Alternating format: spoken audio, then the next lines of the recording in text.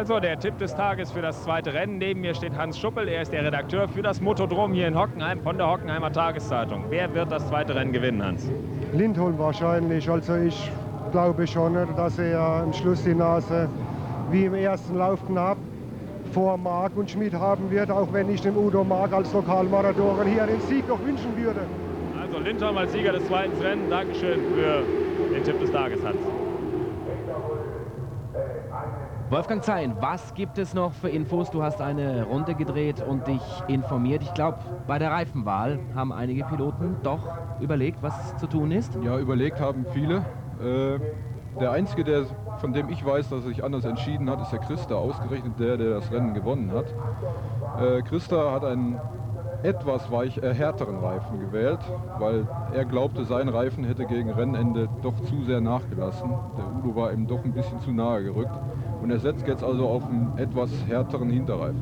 Okay, wir blicken in die Startaufstellung. Christa Lindholm, also mit einem härteren Hinterreifen, greift das Rennen wieder von der Pole an. Er im letzten Jahr Meister, in diesem Jahr Meister und davor jeweils Vize 94 und 95. Neben ihm der Mann mit der 17, Udo Marc, Thunderbike Champion im Rahmen der Grand Prix gefahren, 95. Auf Platz 2 steht er also. Dann auf 3 Michael Rudroff, der deutsche Meister der 500er Klasse, 89 und 91. Aus Übersee kommt er, ein Urgestein. Auf Platz 4 und damit komplettierend in der ersten Startreihe steht Jochen Schmid. Er, der Meister 95. Er griff ja auch schon in der Weltmeisterschaft an in der 250er. Und auch diese gewann er 88, allerdings als deutsche Meisterschaft. Die Reihen danach im Überblick. Morrison, Lavia, Hofmann. Mekler startet natürlich nicht. In Reihe 3 Rob Phillips, der Australier, Robert Hüber, Lothar Kraus und Frank Heidger ebenfalls natürlich nicht dabei in diesem zweiten Lauf.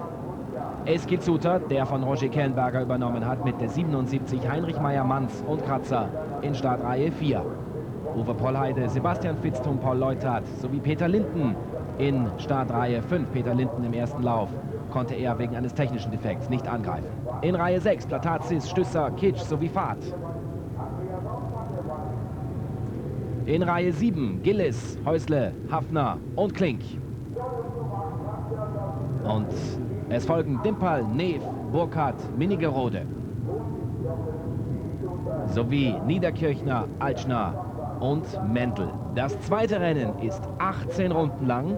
Das große Pro-Superbike-Finale. Schön, dass Sie uns eingeschaltet haben. Wolfgang, ich glaube, wir werden einen ähnlich spannenden zweiten Durchgang sehen. Also ich tippe wirklich auf einen ähnlichen Rennausgang, eine ähnliche Gruppe, die sich am Anfang bilden könnte. Die Rollen könnten verteilt sein, anders verteilt sein. Die Wetterbedingungen, 19 Grad bei mittlerweile 24 Grad Asphalttemperatur. Diese Bewölkung, die können Sie sich schenken. Diese Wolken werden keinen Regen bringen, also optimale Voraussetzungen. Der 14. Lauf, das Pro Superbike Finale live im DSF. Ganz rechts der Mann auf der Pole, Christa Lindholm mit der 17, Udo Marc, dann Michi Rudolph und ganz links außen mit der 2 auf der grünen Kawasaki, Jochen Schmid. Die Ampel ist eingeblendet. Und der Start ist freigegeben. Riesenstart von Udo Marc, Jochen Schmid ist Zweiter. Marc wird als Erster in die Nordkurve biegen.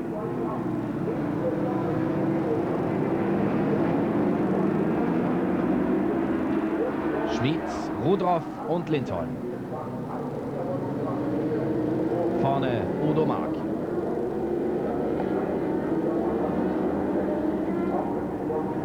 Hinter Lindholm auf Platz 5. Wieder Andi Hoffmann, dann Eski Zuter und Gregorio Lavia, der es ruhig angehen lassen kann. Er hat diesen Vizeplatz in der Meisterschaft sicher.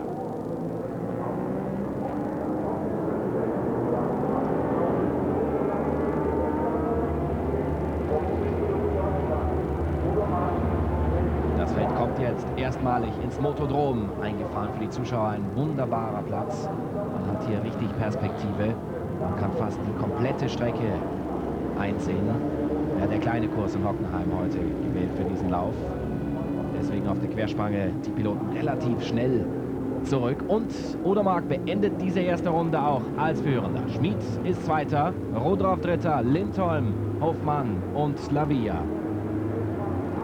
Es folgen Phillips, Morrison, Hüber, Kratzer sowie Kraus. Das die Top 10. können die unterschiedlichen Temperaturen im ersten Lauf 11 Grad, Lavia wieder mit der schnellsten Runde, vorhin vor 5 mittig, können diese Gradunterschiede, die Temperaturunterschiede viel ausmachen jetzt zwischen den zwei Läufen in der Formel 1, spielen ja schon teilweise kleine Wölkchen vor der Sonne im Hundertstelbereich eine Rolle. Ja, es macht beim Motorrad nicht viel aus. Dass der Christa einen weicheren, einen härteren Reifen gewählt hat, hatte mit der Temperatur nicht viel zu tun. Er hatte einfach Angst vor dem Abrieb.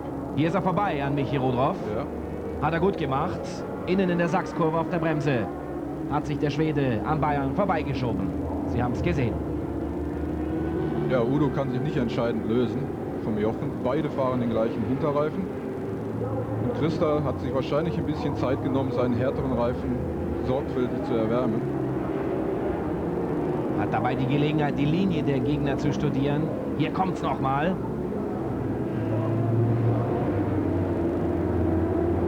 Ja, klassisch, besser beschleunigt, etwas später gebremst. Musterbeispiel eines Ja. Überholvorgangs. Ist nicht ganz einfach vor der Sachskurve, weil die gerade nicht sehr lang ist. Und Da ist am jetzt Jochen hat er vorbei. auch schon den Jochen gegriffen. Also der Vormarsch des Dominators beginnt.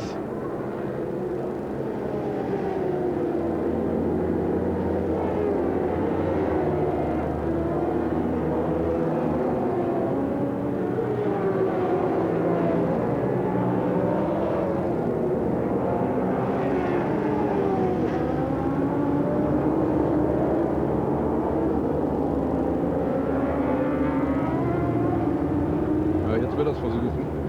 Hat Sehr, sehr sich gut beschleunigt. Herangepirscht an Marc und Ein. es reicht noch nicht. Aber Sie sehen, noch 13 Runden, also da ist noch genügend Zeit. Jetzt der Angriff. Auch hier zieht er noch zurück, aber jetzt will er es wissen.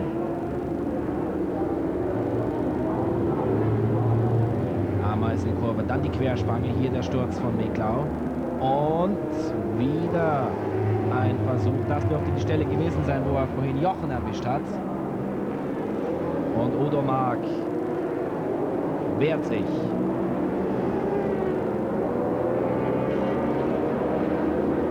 Hier die ersten 6 im Überblick. Danach Morrison, Phillips, Suter und Hüber. Das die ersten 10.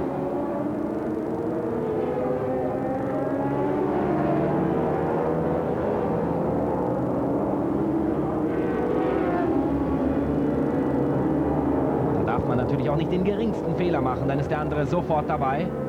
Einschätzung, ist er dicht genug dran? Vielleicht. Nicht so deutlich, einfach nicht deutlich genug besser beschleunigt. Er versucht in der Start-Ziel-Eingangskurve eine etwas andere Linie zu fahren als der Udo, und um härter und früher beschleunigen zu können, aber bis jetzt geht es sich nicht aus. Wobei auch der Christa sagt, der Udo hat sicher das beste und schnellste Motorrad im Feld. Es wird nicht ganz einfach, da so dran vorbeizufahren. Dann kann man natürlich auch die Ideallinie zumachen. Es gibt da so den ein oder anderen Trick, um den Gegner hinter sich zu halten. Spätes Bremsen natürlich gerade an dieser Stelle hier erforderlich. Sehen Sie mal, wie spät da Marc in die Bremse gegriffen hat, weil er genau wusste, dass Lindholm dort eine Stelle für sich kommen sah. Was ist besser, zu führen oder der Verfolger zu sein? Also Christa fühlt sich sicher relativ komfortabel. Ich denke, er möchte gerne vorbei.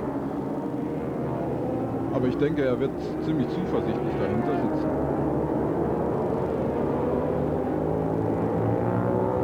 Und wieder der Angriff und jetzt reicht's für Christa Lindholm. Führungswechsel in der 8. Runde, übernimmt der Schwede das Kommando. Klasse gemacht. Hier noch einmal die Zeitlupe zum Genießen. Ja, diesmal bremst er wirklich deutlich später. Biegt noch auf der Bremse ab.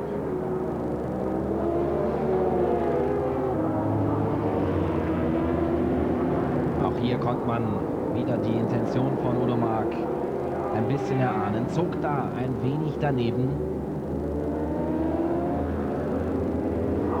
Aber der Abstand war noch zu groß, um hier ein Manöver anzusetzen. Natürlich spürt Lindholm auch die Gegner. Kann er sie hören? hinter sich? Er hört sie, ja. Er fährt zwar sicher mit Ohrenstopfen, wie fast alle Fahrer, aber er hört sie trotzdem, er spürt sie irgendwie. Und ich glaube, dass die beiden hinter ihm sicher nicht ernsthaft im Moment versuchen, an ihm vorbeizufahren. Sie behalten den Status quo bei, warten ab. Es geht noch 7, 8 Runden und es wird sich sicher eine Chance ergeben, irgendwann. Der Jochen sieht gut aus. Er wird aus dem ersten Lauf sicher Selbstvertrauen geschöpft haben. So nah dran war er schon lange nicht mehr. Hat ja selber zugegeben, dass man in der Mitte der Saison in einem kleinen Loch war. Ja. Hat Kurt Stückle sicherlich ein bisschen seine magischen Hände dem Motor zugewandt. Hier nochmal dieser versuchte Angriff. Und jetzt gegen Jahresende ist Jochen Schmid wieder auf der Höhe, tempomäßig. Vielleicht, wenn zwei sich streiten, eher der lachende Dritte.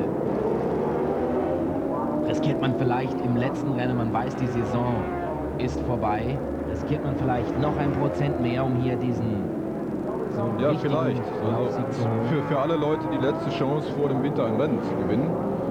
Ich meine, es geht im Grunde um nichts mehr, für alle drei nicht. Sie könnten fahren einfach ein Rennen und versuchen es zu gewinnen. Und es könnte schon sein, dass sie einen Ticken mehr riskieren. Also bei jeder taktischen Zwänge hier ein Sturz. Momentan können wir leider die Nummer da nicht erkennen. Und ich kann Ihnen sagen, das war Paul Leuthardt, der da gestürzt ist.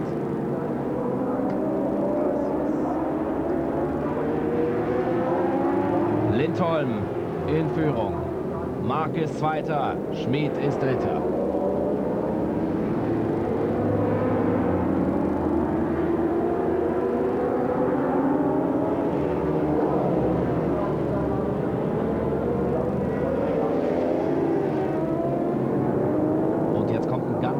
Pulk dort, der für die Entscheidung sorgen könnte.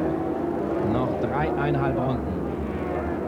Ich habe das persönlich nicht so gesehen wie vorhin Jochen Schmid, der sich da sehr beschwerte über die überrundeten Piloten. Diesmal kann er im Prinzip von der Situation nur profitieren.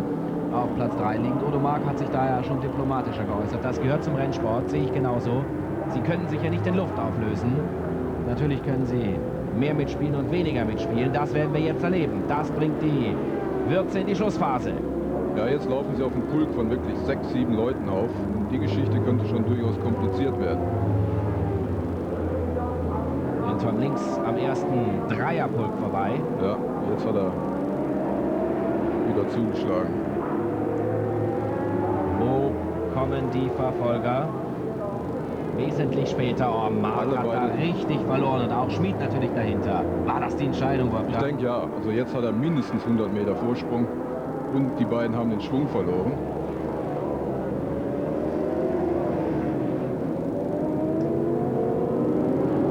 Es kommt jetzt darauf an, ob der Udo nur gewartet hat hinterm Christa, ob er noch was drauf hatte oder ob er ihm gerade soeben folgen konnte. Dann dürfte jetzt natürlich Endstation sein. Lindholm ist vorbei am zweiten Dreierpulk. Da ist Udo mit der 2 hier rechts im Bild. Jochen Schmid. Das sind noch die Abstände in Runde 15. Gleich sagen wir Ihnen bei Start und Ziel die neuen Distanzen.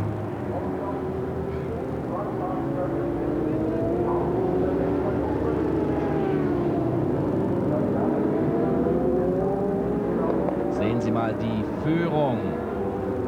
Da links im Bild, da ist der Udo Mark. Jetzt über Start und Ziel, Jochen Schmid dahinter. 2,85 Sekunden. Ja, in einer Runde. 6:02 die Zeit von Lindholm, 1:84 die Verfolger. Also das war eine mitentscheidende Rennsituation. Klug und clever gemacht von Lindholm, muss man so sagen. Wir haben ihn ausdrücklich gelobt dieses Jahr, aber hier mit einer so dominanten Schlussvorstellung, nachdem alles im Sack war, habe ich ehrlich gesagt nicht gerechnet. Ja, jetzt hat er wieder an der richtigen Stelle zum richtigen Zeitpunkt riskiert, hat 3 Leute gleich am Anfang auf einen Schlag überholt, die schon mal zwischen sich und den Udo gelegt und dann war der Faden gerissen. Christa Lindholm beginnt gleich die letzte Runde des Jahres 1997 in der Pro Superbike. Es geht noch um Platz 2. Die letzte Runde beginnt. Man kann es gar nicht glauben. Da schaut er gleich zweimal.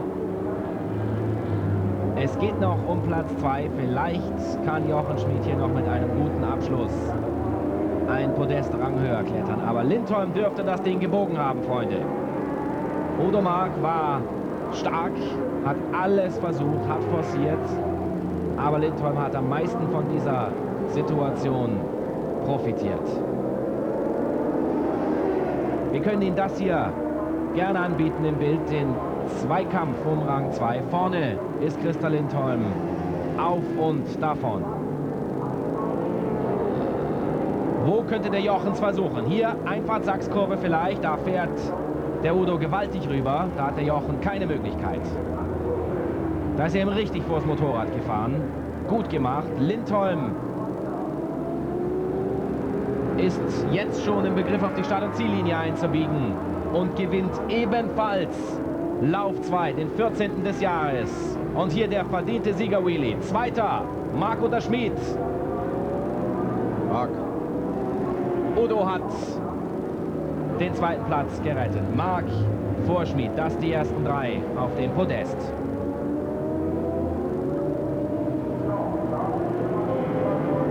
Ein spannender zweiter Lauf beendet die Pro Superbike Saison 97.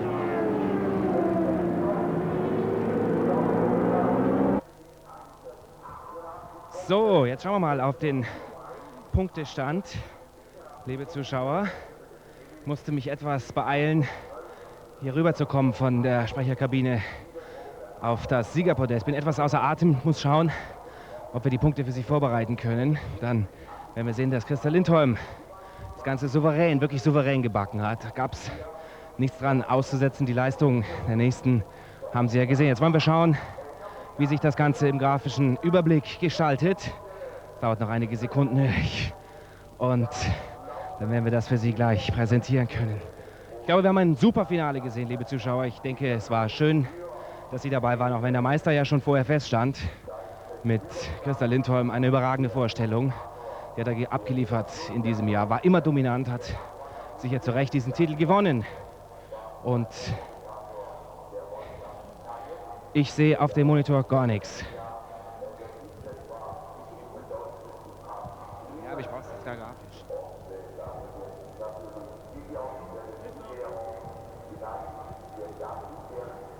Okay, hier sind die ersten 3, so langsam aber sicher. Und jetzt wollen wir die Interviews natürlich noch führen. Ich bin mindestens genauso wie du aus Atem, Jochen. Ich bin nämlich rübergerannt. Wie ist es gelaufen? Am Ende, glaube ich, hast du keine Möglichkeit mehr gehabt, ranzukommen. Ne? Die Überrundeten waren wieder ein Thema. Ja, natürlich. Ich meine, diesmal hat es wirklich hervorragend geklappt, muss man wirklich auch sagen. Es wurden überall die Flaggen geschwenkt und es war einfach eine Glückssache, wer am besten vorbeikommt. Ich habe zwar gedacht, ich kann den Udo noch attackieren, aber er ist natürlich ganz eng die Kurven angefahren. So war keine Chance mehr und wie gesagt, ich denke, es war trotzdem ein tolles Rennen. Was nimmst du dir jetzt fürs nächste Jahr vor? Gibt es schon konkrete Pläne?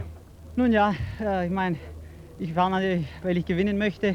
Und jetzt wird bei Kawasaki in Japan auch abgeklärt, was wir für Material bekommen können im nächsten Jahr. Und wir müssen unbedingt etwas zulegen, denn man sieht, der Christer macht es so souverän und wir müssen da hinkommen, wo er momentan ist. Alles klar, viel Glück dazu. Danke, Jochen. Erstmal, gleich geht es weiter mit der Siegerehrung. Neben mir steht jetzt der Zweite im Rennen und der Pechvogel oder Glücksvogel. Am Ende hat es nicht ganz gereicht für dich, Udo. Woran hat es gelegen? Auch die Überrundeten? Ja, ich habe vorher im ersten Rennen schon erwähnt, die Überrundeten, die fahren auf der Rennstrecke, alles okay. Sie können sich nicht in Luft auflösen und in diesem Fall war ich leider der Benachteiligte, weil man hat gesehen, in einer Runde auf einmal war ein Riesenloch zwischen dem Christer und mir. Bis dato konnte ich immer sehr gut attackieren, aber dann war es vorbei. Gut, für nächstes Jahr auch an dich die Frage, wie geht es weiter mit Suzuki Deutschland? Letztes Jahr hatte ich das Abo auf 3. Plätze, dieses Jahr das Abo auf 2. Plätze. Wenn es so weitergeht, Suzuki und wir bleiben zusammen. Und das Abo auf den 1. Platz sollte dann nächstes Jahr folgen, hoffe ich. Viel Glück, Udo. Und damit kommen wir zum Sieger. Congratulations again. Ich darf Deutsch sprechen mit dir, Christa. Riesenvorstellung, Doppelsieg am Ende, du warst schon Meister. Läuft einem das dann einfach locker raus? Ist man gelöst oder woran liegt es, dass du unglaublich gut momentan bist? Ich muss sagen, danke auch mein Team. Der hat die Gewalt auf den neuen Reifen wie im zweiten Lauf. Und wir haben keine Ahnung, wie die Reifen waren. Das war super, danke Paul. Und die Maschine läuft super und wir haben Glück auch mit überrundeten Leuten. Aber die Yamaha ist spitze. Jetzt. Wie ist es mit der Motivation? Jetzt warst du zweimal Vize, 94, 95, hast zweimal den Titel geholt Was treibt einen noch an, weiter solche Erfolge zu feiern? Oder stehst du vielleicht vor einem Wechsel auch in die Superbike-WM? Wie sieht deine persönliche Zukunft aus? Wenn du Rennfahrer bist, dann will du jeden Fall gewinnen. Und wenn das jetzt möglichst nächstes Jahr probiert werden, ich glaube, ich fahre nicht die WM, das ist ganz schwierig. Ich bin zu alt und zu schwedisch. Aber ich hoffe, ich kann fahren noch ein Jahr mit Yamaha in der Pro Superbike in 98. Stellt sich natürlich abschließend die Frage, wie wird gefeiert? Was geht heute ab? Glaube nicht so viel. Wir haben nicht die Motomotion dieses Jahr, so wir haben keine Party, aber wir haben eine Teamparty, glaube ich. Okay, vielen Dank und nochmal herzlichen Glückwunsch, Christa.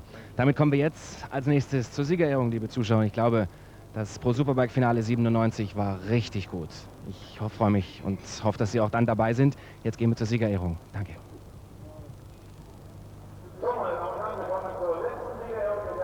So, und jetzt wollen wir natürlich den Champagner spritzen sehen. Liebe Zuschauer, die Piloten gehen jetzt dort hoch. Ich muss schauen, dass ich selber davon jetzt nicht unbedingt allzu viel abkriege. Und dann wird die Nationalhymne erklingen. Das ist die schwedische für den Sieger, Christa Lindholm.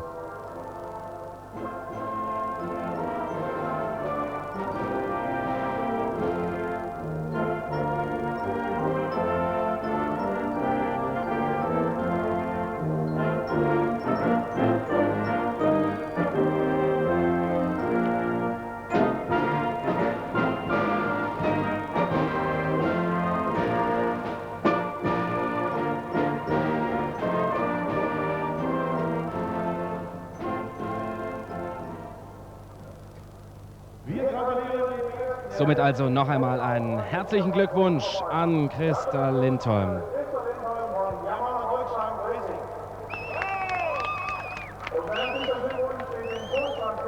Und den nächsten Pokal gibt's für Odo Mark. Und auf Rang 3, auch mit viel Applaus bedacht, Jochen Schmid.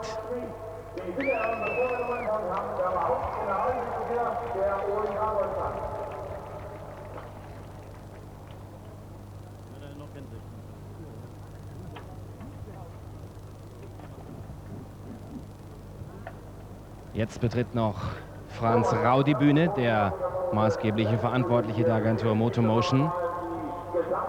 Auch Herr Ott von Yamaha Deutschland steht jetzt auf dem Podest. Und natürlich wird Franz Rau jetzt den Meisterpokal übergeben an den Schweden Christa Lindholm.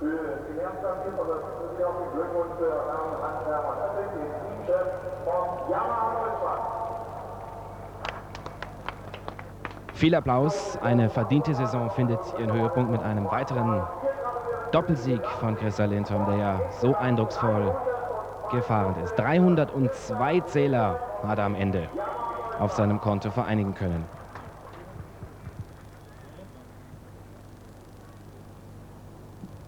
Und jetzt blicken wir mal auf den Gesamtstand. Ich hoffe, das können wir Ihnen jetzt dann anbieten während der nächsten Sekunden.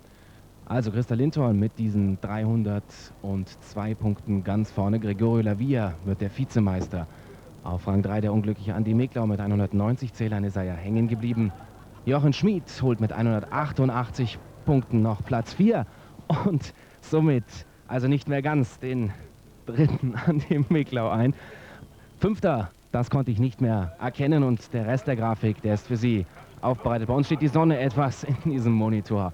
Ich hoffe, Sie können Ihren Lieblingsfahrer da jeweils ablesen, zu Hause am Bildschirm. So, und jetzt werden wir so langsam aber sicher auch die Fernsehpforten hier schließen. Ich wünsche Ihnen weiterhin viel Spaß im Programm des DSF. Vielen Dank, bye bye und auf Wiedersehen.